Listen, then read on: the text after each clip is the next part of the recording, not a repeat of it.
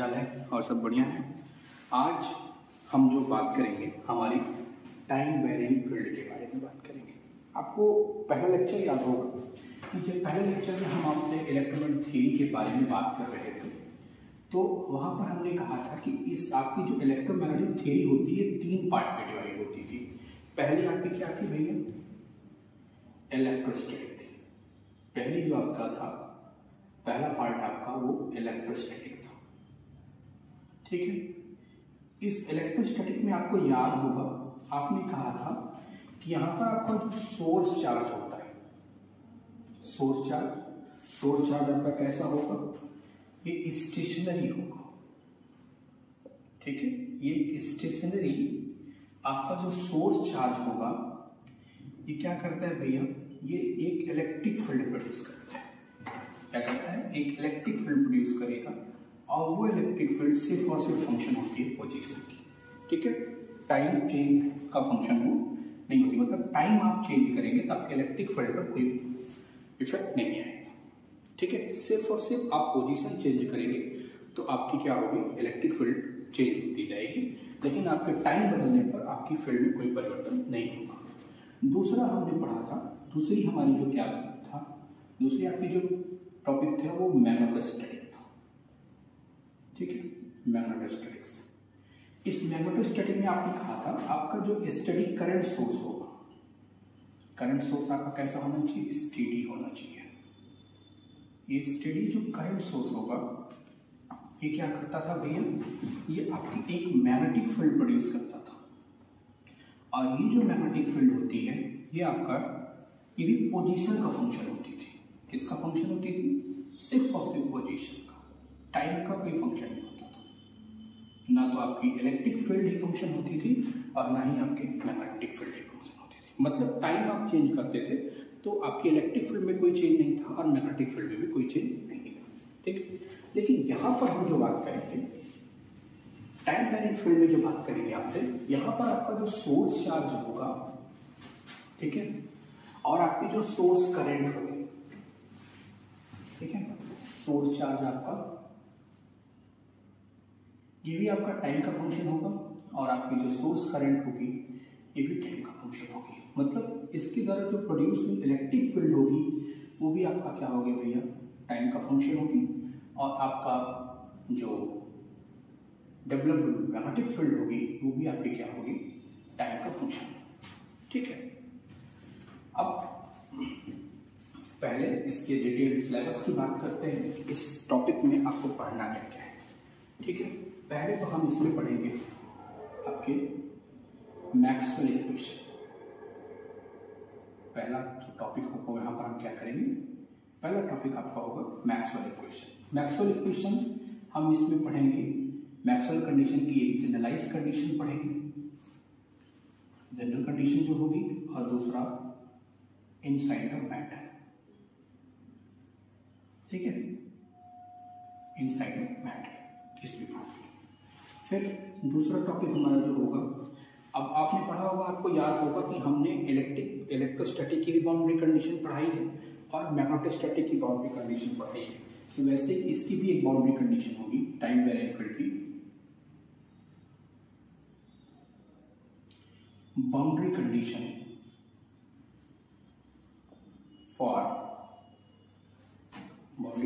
For time varying, ठीक है। Time varying field आपकी जो होगी इसकी बाउंड्री कंडीशन क्या होगी। फिर तीसरा टॉपिक आपका जो होगा वो क्या होगा? EM wave and it's behaviour, ठीक है। EM वेव पढ़ेंगे और उसके बिहेवियर्स को पढ़ेंगे। किसमें? EM वेव इन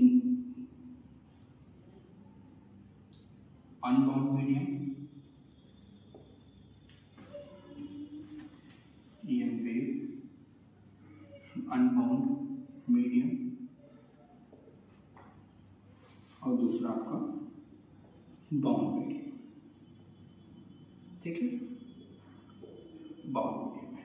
अब अनबाउंड मीडियम में आप क्या क्या पढ़ेंगे? जैसे behaviour of the EM beam in free space, ठीक है। Behaviour of EM beam in dielectric medium, behaviour of EM beam in conducting medium, ठीक है। तो ये आप अनबाउंड मीडियम में पढ़ेंगे। और बाउंड मीडियम में आप क्या करेंगे, जैसे आपका रेक्टेंगुलर वेवगाइड हो गया, रेक्टेंगुलर वेवगाइड, ठीक है। ये हम EM वेव के केस में पढ़ेंगे, ठीक है।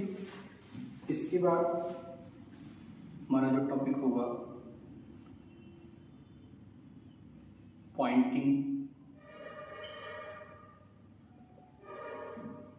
Theorems, Poynting vector, Poynting vector and theorems, ठीक है। इसके बाद आप जो पढ़ोगे वो आपका होगा reflection and refraction and the interface,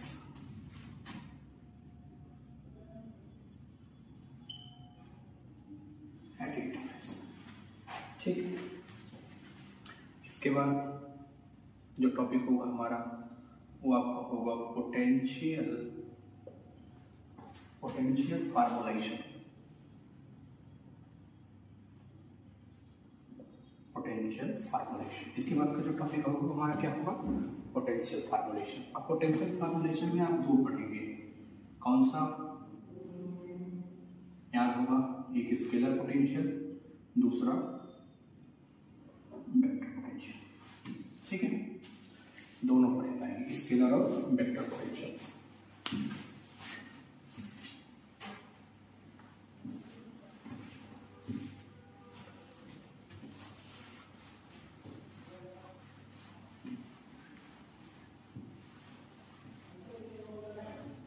ठीक है।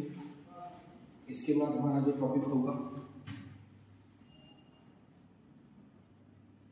सातवां टॉपिक आपका जो होगा हम पढ़ेंगे coulomb and gauge,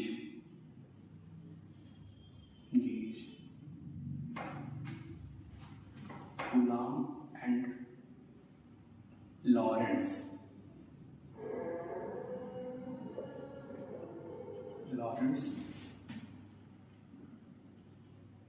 gauge condition, ठीक है, coulomb and Lawrence gauge condition. इसके बाद आठवां टॉपिक हमारा जो होगा वो आपका गेज ट्रांसफॉर्मेशन,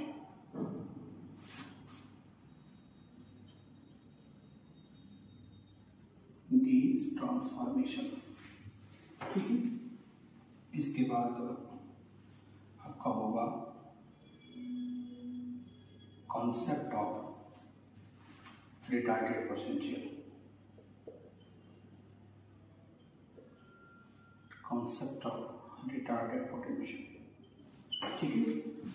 एट लास्ट हमारा जो टॉपिक होगा आपके जो सिलेबस में दिया हुआ है 10वां टॉपिक आपका जो है रेडिएशन फ्रॉम मूविंग चार्ज, ठीक है भैया, रेडिएशन फ्रॉम मूविंग चार्ज।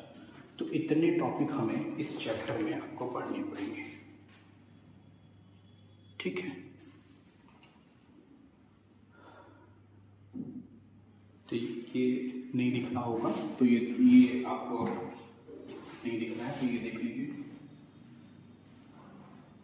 इतना वाला क्वेश्चन। तो ये आपका क्या होगा, स्केलर एंड वेक्टर पोटेंशियल, ठीक है। दो प्रकार के पोटेंशियल आप पढ़ेंगे, कौन कौन से, स्केलर और वेक्टर पोटेंशियल, ठीक है। इतना टॉपिक भैया हमें इस चैप्टर में कवर करना है। कुछ छूट भी सकते हैं, हम नहीं मानते, मतलब ये अब जितना भी आपका होगा सब इसी में आ जाएगा। जो हम यहाँ पे पढ़ाएंगे नहीं वो आप जान लें, जो रिलेटिविस्टिक्स इलेक्ट्रोडायनेमिक्स है वो यहाँ नहीं पढ़ी जानी है, जो कि वो आपके सिलेबस में नहीं है, ठीक है, इतना हमें टोटल यहाँ पर पढ़ना है। अब आइए आपसे बात करते हैं। अब जैसे आपने कहा कि यहाँ पर आपका क्या होगा कि जो आपकी सोर्स चार्ज होगा और आपका जो सोर्स करंट होगी वो सब टाइम का फंक्शन होगी, इसलिए आपने कहा प्रोड्यूस हुई जो हमारी मैग्नेटिक फील्ड होगी या प्रोड्यूस हुई जो इलेक्ट्रिक फील्ड होगी वो भी आपका टाइम का फंक्शन होगी। ठीक है, तो बिफोर मैक्सवेल अगर हम बात करें, बिफोर मैक्सवेल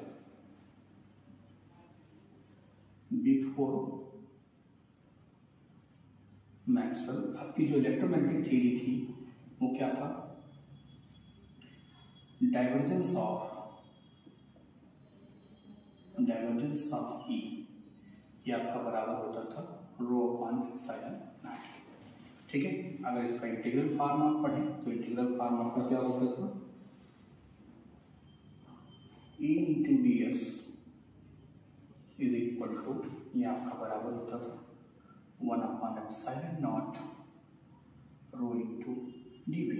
ये आपका क्या था, गॉस लॉ था, गॉस लाइन इलेक्ट्रोस्टैटिक। ठीक, ये आपका था। दूसरा आपका क्या था, divergence of B is equal to 0। ठीक है, इसका इंटीग्रल फॉर्म आपका क्या था, बी इंटू डी एस, ये आपका 0। ये गॉस का था इन मैग्नेटिज्म,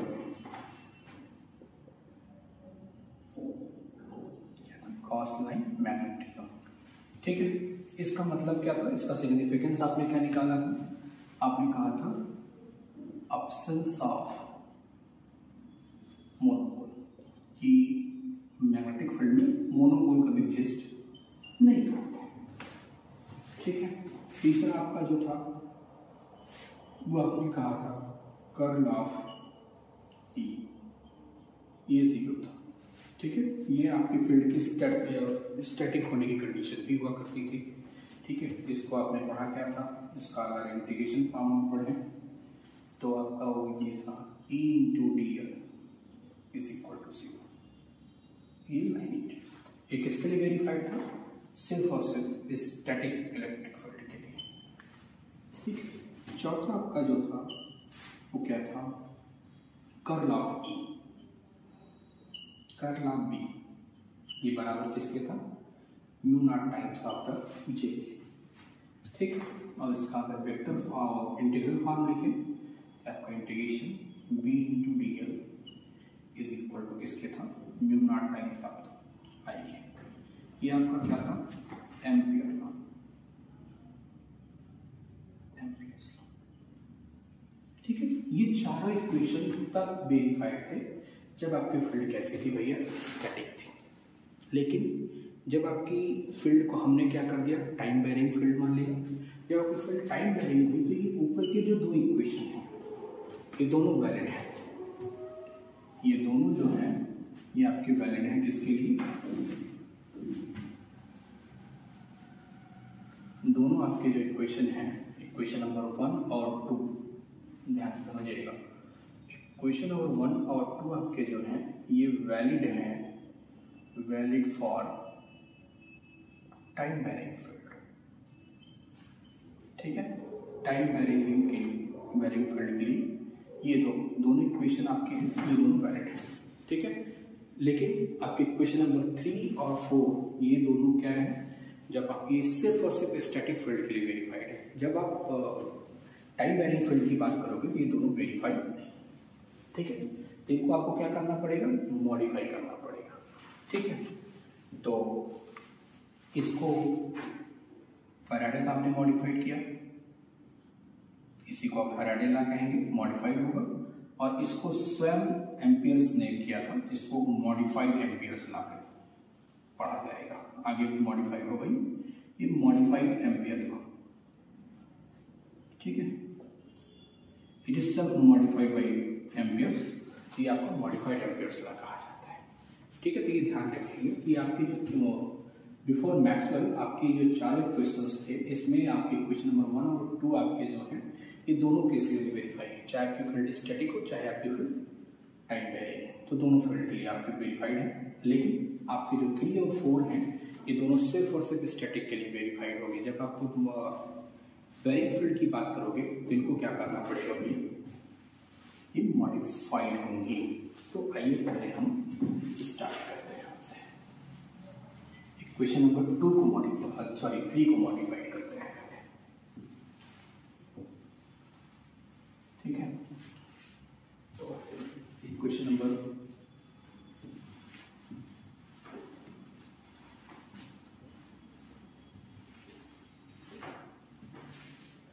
फैराडे लॉ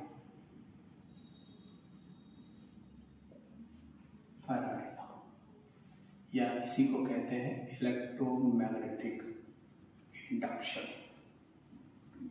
ठीक है। फैराडे लॉ या जो आपका फिनोमेना होता है इसको इलेक्ट्रोमैग्नेटिक इंडक्शन कहते हैं।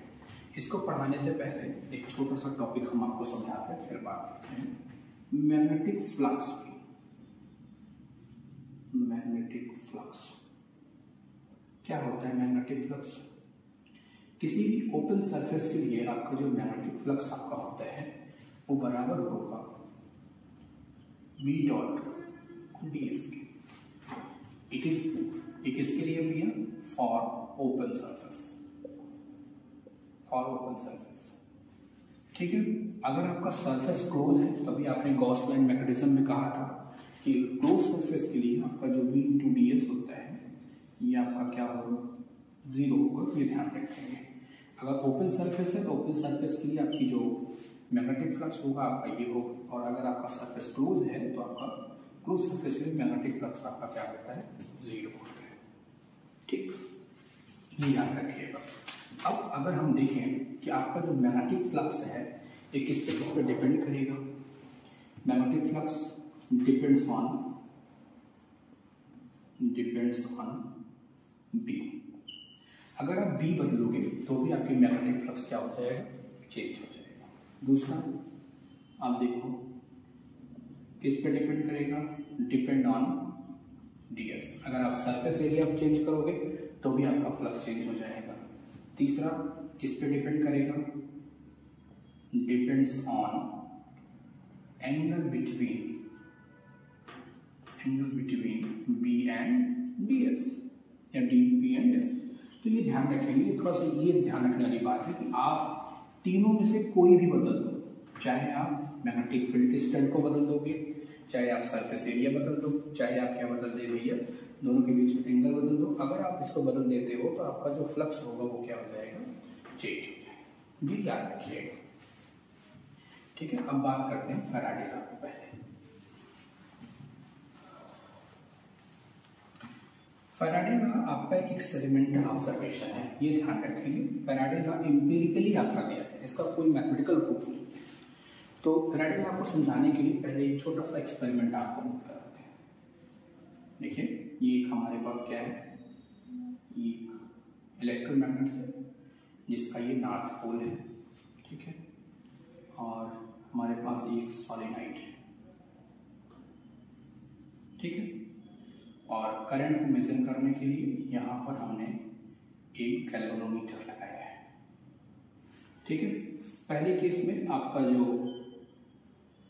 इलेक्ट्रोमैग्नेट्स है ये आपका टुवर्ड द सॉलिनॉइड मूव कर रहा है, और आपकी जो सॉलिनॉइड है ये रेस्ट है। बी दूसरे केस में क्या है? देखिए आपका ये सॉलिनॉइड है, सॉरी ये आपका इलेक्ट्रोमैग्नेट्स है और ये आपका सॉलिनॉइड है, ठीक।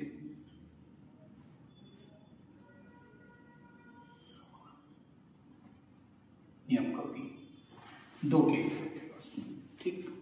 यहाँ पर आपका जो इलेक्ट्रोमैग्नेट्स है ये आउटवर्ड डायरेक्शन में मोशन कर रहे हैं, ठीक है। देखिए होता क्या है, इस एक्सपेरिमेंट को समझिए कि जब हम क्या करते हैं, आपका जो इलेक्ट्रोमैग्नेट्स होता है ये आपके सॉलिनॉइड की टुवर्ड द सॉलिनॉइड मूव करता है, तो आप देखते हैं कि आपकी जो गैल्वेनोमीटर होता है इसमें डिफ्लेक्शंस होते रहते हैं, ठीक है।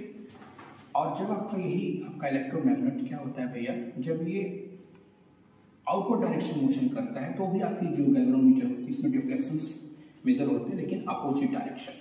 ठीक है, पहला ध्यान रखेंगे कि जब आपने कहा कि आपका सोलेनॉइड रेस्ट पर है, लेकिन आपने क्या किया, जो इलेक्ट्रोमैग्नेट्स था इसको मूव कराया टुवर्ड्स द सोलेनॉइड, मूव किया तो भी आपके जो गैल्वेनोमीटर है उसमें डिफ्लेक्शन होने लगा। और जब आपका ये आउटसाइड मैग्नेट मोशन करने लगा तो भी आपके डिफ्लेक्शन, जो आपका गैल्वेनोमीटर था उसमें डिफ्लेक्शन हुआ, लेकिन अपोजिट डायरेक्शन में। ठीक है, पहली घटना। दूसरी घटना समझिए, दूसरा प्रोसेस क्या, हमने आपके इलेक्ट्रोमैग्नेट को फिक्स किया और आपके जो सोलेनॉइड है उसको हमने मोशन कराया। ठीक है, वो आपका टुवर्ड्स द मैग्नेट आपका मोशन करने लगा, तो भी आपने देखा कि आपके गैल्वेनोमीटर में डिफ्लेक्शन हुए। और जब आपका ये गैल्वेनोमीटर, अब आपकी जब ये सोलेनॉइड आगे होने लगी आपके गैल्वेनोमीटर से, सॉरी इलेक्ट्रोमैग्नेट से, तो भी आपने देखा कि आपके गैल्वेनोमीटर में डिफ्लेक्शन हुआ, लेकिन अपोजिट डायरेक्शन। ठीक है, ये पहला एक्सपेरिमेंट था। दूसरा एक्सपेरिमेंट समझिए,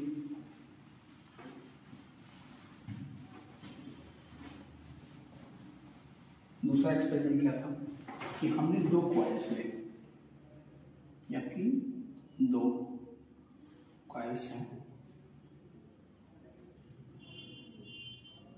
ठीक है, पहले कॉइल में हमने एक सोर्स ऑफ ईएमएफ ऐड किया है।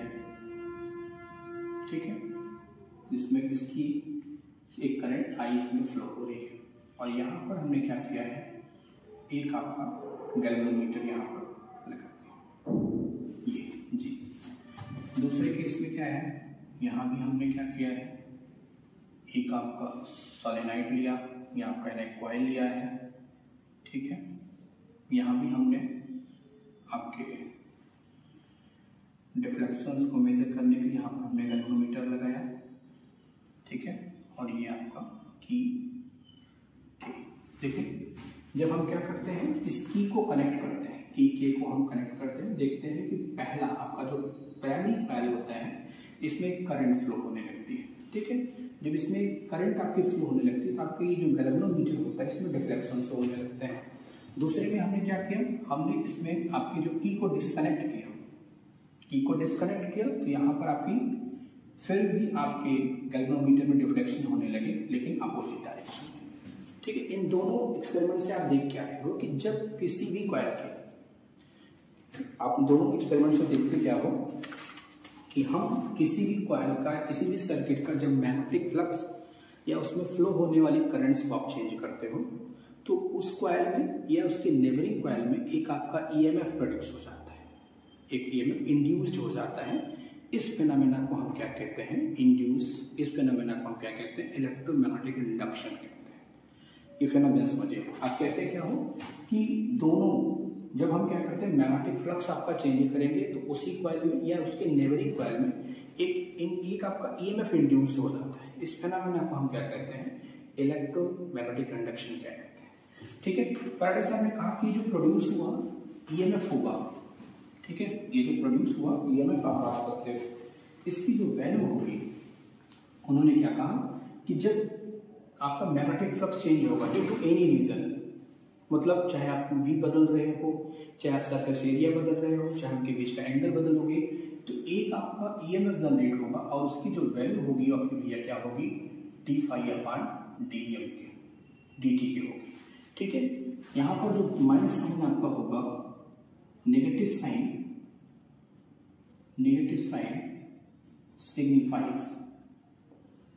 Signifies Lenz law. Negative sign किसको सिग्निफाई करेगा भैया, लेंस लॉ। लेंस लॉ है क्या, आप समझ लीजिए। लेंस लॉ आपका होता है कि ये आपका ऑलवेज जिस रीजन की वजह से प्रोड्यूस होगा उसका क्या करेगा, अपोज करता है, यही आपका लेंस लॉ है। ठीक है,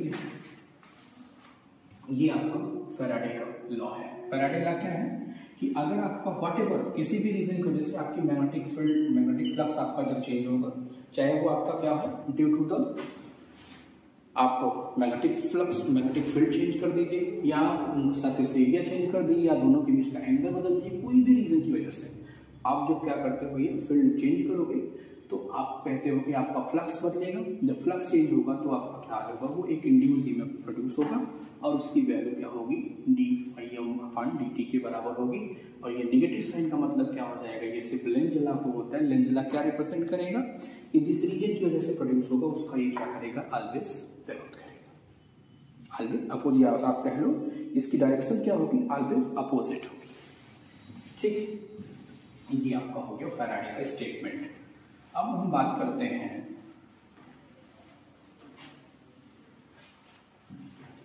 integral and differential form. Integral and differential form of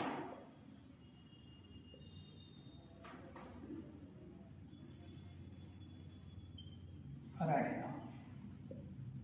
ठीक है, फैराडे लॉ के इंटीग्रल और डिफरेंशियल फॉर्म। ठीक है, अभी आपने फैराडे लॉ से पढ़ा है, ई किसके बराबर होगा, माइनस ई मतलब इंड्यूस ईएमएफ d∅m/dt के, और फाई आपने डिफाइन किया था मैग्नेटिक फ्लक्स होगा, तो ये आपका किसके बराबर हो जाएगा, माइनस ∂V/∂t इंटू ds। ठीक है, क्योंकि आपने पढ़ा था कि ∅m आपका क्या होगा, फ्लक्स आपका dB इंटू ds होता है, तो ये आपका हो गया।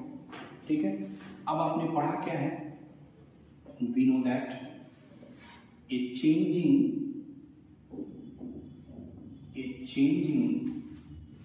magnetic field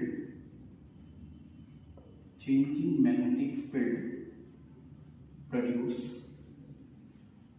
electric field।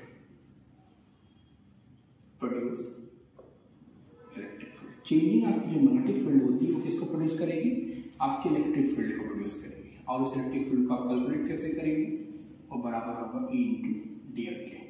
ये आपके फैराडे के द्वारा ऑब्जर्व किया गया 1831 में। बाद में ये आपने कहा ना, चेंजिंग मैग्नेटिक फील्ड किसको प्रोड्यूस करेगी, इलेक्ट्रिक फील्ड को, एक इंड्यूस इलेक्ट्रिक फील्ड प्रोड्यूस करेगी। बाद में एम्पियर्स साहब ने इसको ऑब्जर्व किया कि आपकी जो चेंजिंग इलेक्ट्रिक फील्ड होती है वो भी आपकी इसको प्रोड्यूस करेगी, मैग्नेटिक फील्ड को प्रोड्यूस करती है। वहीं से उन्होंने आपने लॉ को मॉडिफाइड किया था, तो उसको तब पढ़ेंगे जब वो वहाँ पर बातचीत की जाएगी। तो अभी हम क्या पढ़ रहे हैं, इंटीग्रल फॉर्म। ठीक है, तो ये आपका क्या हो जाएगा, डिफिनीशन से आपने ई रखा, तो आपका जो आपका रिजल्टेंट हो जाएगा वो क्या हो जाएगा भैया, वो आपका हो जाएगा, यहाँ कहते हैं ये E इंटू dl, ये बराबर किसके हो जाएगा, माइनस ∂V/∂t इंटू ds के बराबर। यही आपके क्या है, ये आपका इंटीग्रल फॉर्म है। ये इंटीग्रल फॉर्म है किसका, फैराडे लॉ का।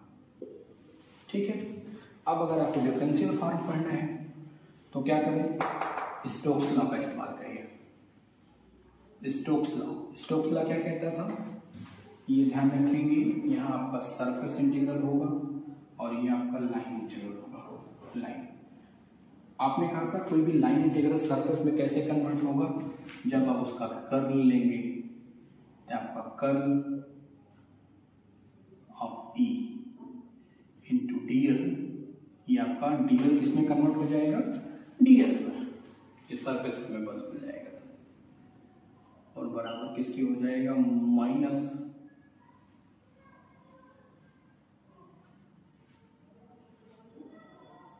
∂V/∂t इंटू ds के।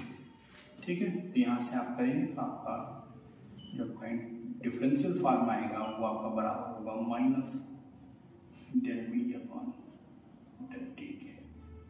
ठीक है, ये आपका क्या है भैया, ये आपका डिफरेंशियल फॉर्म है, डिफरेंशियल फॉर्म। ठीक है, ये आपका इंटीग्रल फॉर्म हो गया, ये आपका डिफरेंशियल फॉर्म हो गया आपके फैराडे लॉ का। ठीक है, अब इसके बाद हम इस पे बेस्ड आइए कुछ प्रॉब्लम्स करते हैं। ये आपका क्या है, ये इंटीग्रल फॉर्म है, ध्यान रखेंगे। इंटीग्रल फॉर्म हो गया और ये आपका क्या हो गया, डिफरेंशियल फॉर्म। ठीक, आइए कुछ प्रॉब्लम्स करते हैं इस पे बेस्ड। बहुत अच्छा टॉपिक है ये और इस पे क्वेश्चन पूछे भी जाते हैं, ये ध्यान रखेंगे।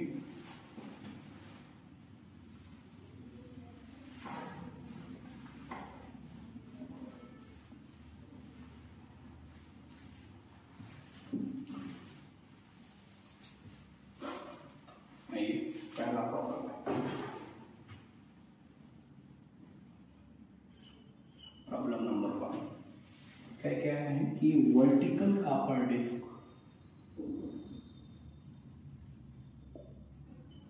ये vertical copper disc of diameter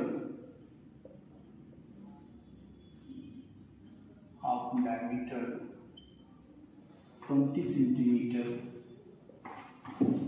centimeter makes 10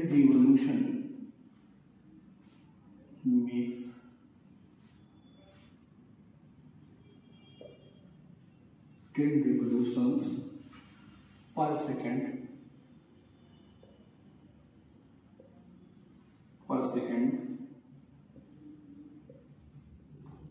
about a horizontal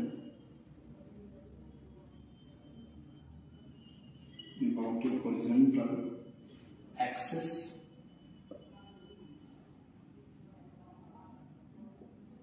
passing through its center.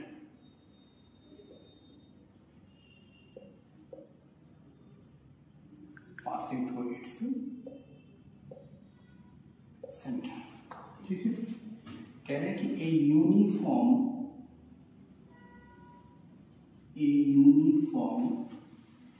Magnetic field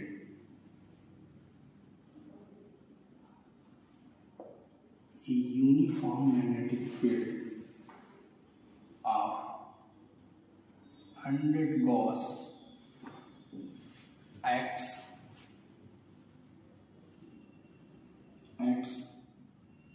perpendicular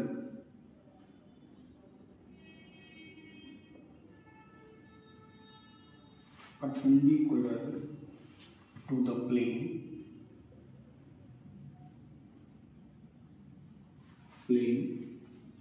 of the disk। तो क्या कह रहे हैं, कैलकुलेट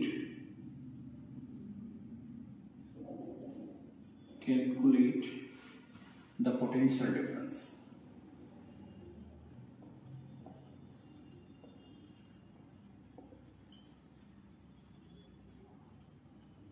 पोटेंशियल डिफरेंस बिटवीन किसके बीच में, बिटवीन इट्स सेंटर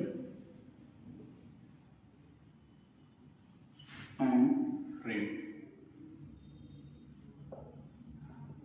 इन वोल्ट्स। ठीक, ध्यान से बात को समझिएगा। आपको कहा क्या जा रहा है, आपको कह रहे हैं कि एक आपके पास एक वर्टिकल आपकी कॉपर की डिस्क है जिसका डायमीटर कितना दिया है, 20 सेंटीमीटर, मेक्स 10 रिवॉल्यूशन पर second about A horizontal axis passing through its centre. ठीक है, कह रहे हैं कि ये uniform magnetic field of 100 Gauss x perpendicular to the plane of the disk। तो calculate the potential difference between its centre और रिंग इन वोल्ट्स, और आपसे कहते हैं ईएमएफ कैलकुलेट करके लीजिए। ठीक है, तो कैसे करेंगे आइए बात करते हैं। ठीक है, अब पहले तो मैग्नेटिक फ्लक्स की डिफिनीशन आपको याद हो। मैग्नेटिक फ्लक्स की डिफिनीशन क्या है, फाई एम आपका हो जाएगा बी इंटू ए हो जाएगा, क्योंकि आपने कहा क्या है, फील्ड आपकी परपेंडिकुलर है। ठीक है, तो आपका बी इंटू ए, तो फ्लक्स आपका प्राप्त होगा, आपका बी इंटू ए हो जाएगा। जब ये आपका फ्लक्स आपका हो गया तो ई आपका कितना हो जाएगा, माइनस d/dt ऑफ बी ए, क्योंकि आपसे कह रहा है फील्ड आपकी यूनिफॉर्म है, तो ई आपका क्या हो जाएगा, minus V D A upon D T. क्योंकि आपसे न्यूमेरिकल वैल्यू पूछ रहा है तो हम यहाँ पर क्या करेंगे, माइनस साइन को हटाएंगे, तो आपका न्यूमेरिकली ये क्या बराबर हो जाएगा, B into D A D T. ठीक है, अब आपको गिवन क्या क्या है समझिए। गिवन आपको क्या है, पहले तो आपको मैग्नेटिक फील्ड गिवन है। मैग्नेटिक फील्ड की वैल्यू आपको क्या दिया है, बी कितना दिया है, 100 cos। ठीक है, इसको वेबर पर मीटर में बदलेंगे तो क्या करेंगे, 100 इंटू 10⁻⁴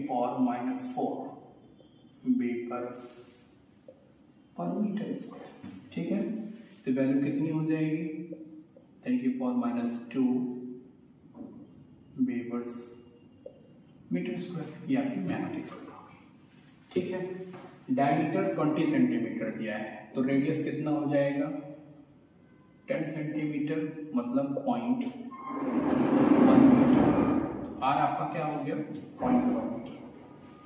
ठीक है, तो आपको क्या निकालना है, देखिए बी तो आपको यहाँ पता ही, डी ए निकालना है, तो डी ए क्या हो जाएगा, डी ए आपसे कह रहा है कि डी ए का मतलब area swept in unit time. Unit time में कितना एरिया आपका शिफ्ट करेगा। ठीक है, तो ये किसके बराबर होगा, area of the ring. Area of the ring कितना हो जाएगा, πr², और number of revolution, number of revolutions. तो पाई नंबर ऑफ रिवोल्यूशन कितना है, 10 है, तो पाई की वैल्यू आप जानते हैं 3.14। आर आपने निकालना ही है 0.1 का होल स्क्वायर, और रिवोल्यूशन कितना है 10। तो आपका D A upon D T कितना हो गया भैया, D A upon D T आपका कितना हो जाएगा, कैलकुलेट करेंगे तो 0.314 मीटर स्क्वायर, इतना आपका होगा डी ए। अब यहाँ ला के रख दें तो आपका ई कैलकुलेट हो जाएगा, रख दीजिए ला के। शो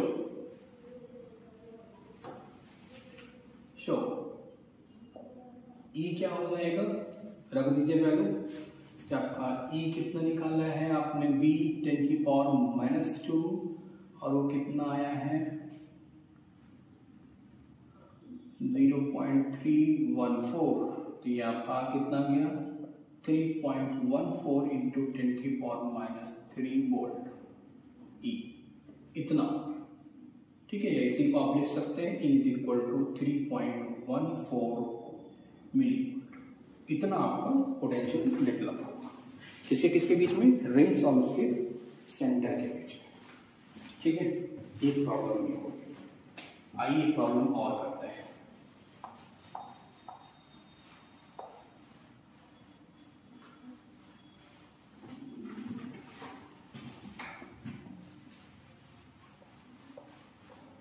बहुत अच्छी अच्छी इस पर प्रॉब्लम आती हैं और पूछी भी खूब जाती हैं, तो थोड़ा सा ध्यान से आप इसको पढ़ लीजिएगा, क्योंकि ये टाइम बैलेंस फील्ड वाला पोर्शन ज़्यादा इंपॉर्टेंट है। ठीक है, आपके एग्जाम के लिए आप उत्तराखंड लेक्चरर कर देंगे तो ये थोड़ा इंपॉर्टेंट है, थोड़ा ध्यान से पढ़ेंगे तो संभव होगा कि आपको यहीं से ज़्यादा क्वेश्चन यहीं से मिलने हैं। आते तो आपको इलेक्ट्रोस्टैटिक और मैग्नेटोस्टैटिक से भी क्वेश्चन आते हैं, लेकिन चूंकि लोगों के दिमाग में होता है ना, जो पेपर सेटर होते हैं कि आप तो ये इंटरमीडिएट में पढ़े हैं, ये आप जो है बीएससी में पढ़े हैं, तो ये थोड़ा सा यहाँ आपसे क्वेश्चन ज़्यादा बनते हैं, तो इस टॉपिक को थोड़ा देखिएगा। अगली प्रॉब्लम हमारी जो है, कह रहे हैं कि a long solenoid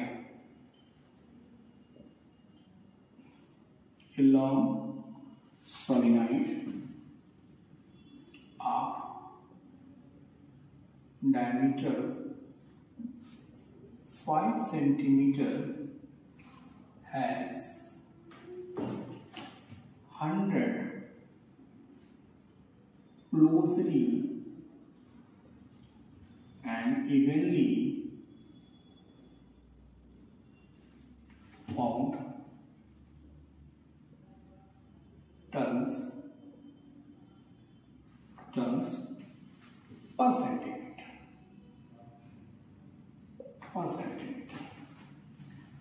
of its length। ठीक है, कह रहे हैं कि at the centre of the solenoid,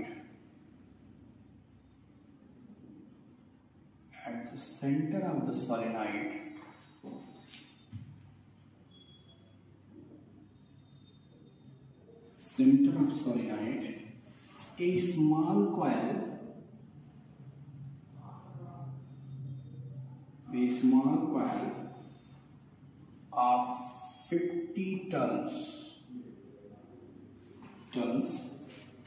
and 2 centimeter diameter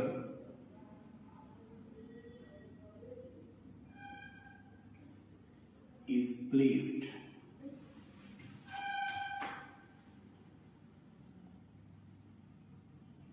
such that the magnetic field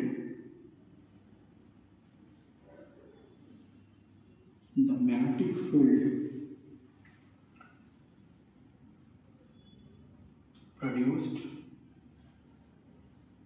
by the solenoid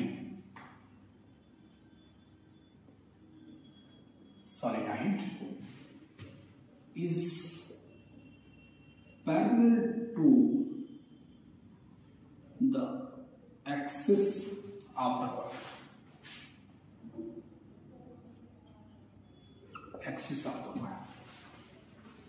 ठीक है, फिर क्या कह रहे हैं कि the current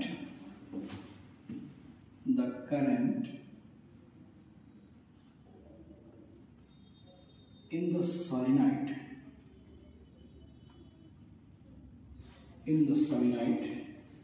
is changed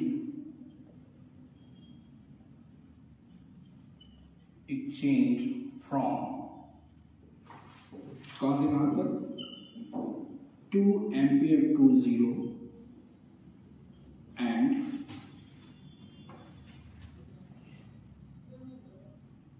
raised to 2 ampere। समझिए, यहीं से क्वेश्चन आपका थोड़ा सा बन रहा है कि 2 ampere in opposite direction।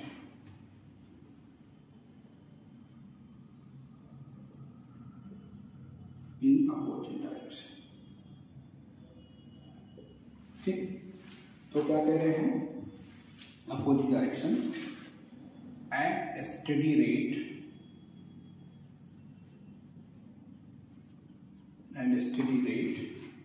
कितना over a period of 0.1 second. तो आपसे क्या कह रहा है कि calculate the EMF induced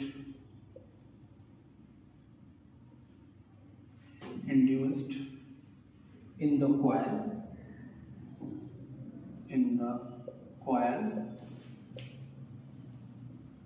during the change। ठीक, क्या रहा है समझिए, कह रहे हैं कि एक कोई लॉन्ग सोलेनॉइड है जिसका डायमीटर कितना है 5 सेंटीमीटर दिया है, उसमें कितने टर्न है 100 टर्न्स पर सेंटीमीटर है।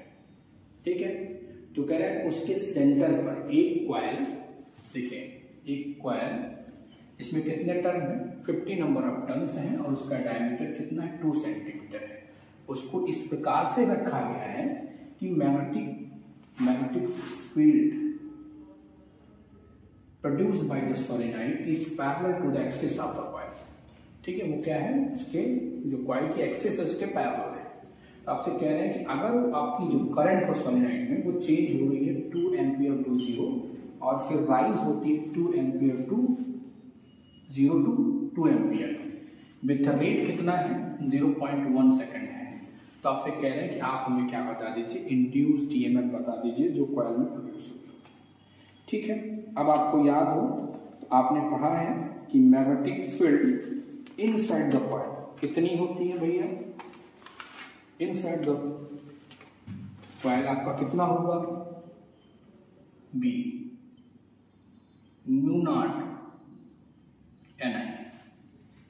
ठीक है, म्यू नॉट एन आई। आप सारी वैल्यूज आप जानते हो। ठीक है, एन कितना दिया है, म्यू नॉट की वैल्यू आप जानते हो कितना होता है, 4 पाई इंटू 10⁻⁷। एन कितना दिया है, 100 टर्न्स पर सेंटीमीटर। इसको मीटर में बदलेंगे तो कितना हो जाएगा, 10⁴। ठीक है, मीटर में चेंज होगा 10⁴ टर्न्स पर सेंटीमीटर हो गया ना। आई कितनी है, 2 एम्पियर की। तो बी आपका कितना हो जाएगा भैया, 4 पाई इंटू 10⁻⁷। एन आपका हो गया 10⁴ और ये आपका हो गया 2। ठीक है, तो आप पाई की वैल्यू 3.14, तो जो आप रखेंगे तो आपका जो बी आएगा, बी कितना आएगा, 2.512 into 10⁻⁻² weber per metre square. इतनी मैग्नेटिक वो प्रोड्यूस हुई है आपके किसके, आपके कॉइल के पैरेलल में। फिर आपसे क्या कह रहे हैं कि जब आपकी करंट 2 से 0 और 0 से कितना 2 राइज हो रही है, तो आप कह रहे हो कि आपको फ्लक्स वो बताना है, कितना है, ईएमएफ बताना है। तो पहले तो आप देख लें कि जो कॉइल आपने सेंटर पर रखी है उसका एरिया क्या होगा, क्योंकि फ्लक्स आपका क्या होता है, बी इंटू ए होता है ना। तो हमें फ्लक्स निकालना है पहले, तो हमें बी तो पता चल गया, अब कॉइल का एरिया कितना है वो निकाल लीजिए, area of coil.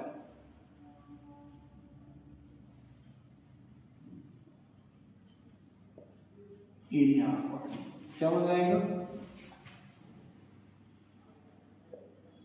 Number of turns into area of each turn. ठीक है, नंबर ऑफ टर्न कितने हैं छोटी कॉइल के, 50 है, उसका एरिया कितना है, πr²। तो वैल्यू रख दीजिए 50, 3.14। आर कितना है, 2 सेंटीमीटर डायमीटर का कह रहा है। ठीक है, तो आपका जो डायमीटर हो जाएगा, आर क्या हो जाएगा, 10⁻⁻²। तो ये आपका कितना हो गया भैया, 1.57 इंटू 10⁻² मीटर स्क्वायर। इतना एरिया हो गया। तो आप फ्लक्स निकाल दीजिए। ठीक है, जब आपकी करंट 0 से 2 तक गई है तो इनिशियल फ्लक्स आपका कितना होगा, बी इंटू ए। बी कितना है, 2.512 इंटू 10⁻⁻², और ये कितना है 1.57 इंटू 10⁻²। ठीक है, तो फाइन एम आपका कितना आ जाएगा, ये आपका हो गया 3.94 इंटू 10⁻⁻4। इतना आपका फ्लक्स चेंज हुआ मिला जब आपकी करंट 0 से 2 हुई। और आप कह रहे हो जब करंट 0 से 2 हुई तो इतना फ्लक्स हुआ। ठीक है, और वही करंट आपकी 2 से 0 तक जा रही इन अपोजिट डायरेक्शन में। ठीक है, तो उतना ही आपका फ्लक्स प्रोड्यूस होगा लेकिन अपोजिट डायरेक्शन में होगा। ठीक है, सो चेंज इन फ्लक्स आप निकाल लें, क्या होगा, जब करंट आपकी कहाँ होगी 2 से, ये तो आपका करंट हुआ जब 0 से 2 हुई, जब करंट आपकी 2 से कितनी होगी 0, तो उस समय आपका 5m क्या हो जाएगा भैया, -3.94 इंटू 10⁻⁻4। ठीक है, ये वेबर इतना फ्लक्स आपका हो गया। अब आपको चेंज निकाल दीजिए, d phi m, ये कितना हो जाएगा इनिशियल माइनस फाइनल, इनिशियल कितना है 3.94 इंटू 10 की पावर -4 माइनस फाइनल कितना है भैया -3.94 इंटू 10 की पावर -4। तो आपका फाइव कितना हो गया 7.88 आपका हो गया 7.88 इंटू 10 की पावर -4 इतने ये आपका फ्लक्स हो गया। ठीक है, तो अब आपसे पूछ क्या रहा है ई बता दीजिए। सो ई की definition minus del phi M upon del T, तो ये कितना है 7.88। अब क्योंकि न्यूमेरिकल वैल्यू ले रहे हैं तो इसलिए हम माइनस साइन हटा दे रहे हैं। ठीक है, और टाइम आपका क्या था 0.1, तो ई आपका कितना हो गया भैया 7.8 इंटू 10 की पावर -3 वोल्ट इतना आपका हो गया। ठीक है, ये इतना आपका ईएमएफ प्रोड्यूस हो जाएगा। ठीक है भैया, अभी कुछ इस पे और प्रॉब्लम करनी है वो हम अगले लेक्चर में करेंगे। ठीक है, कुछ और जो प्रॉब्लम पूछी गई हैं वो अगले लेक्चर में हम इंक्लूड करेंगे। Thank you.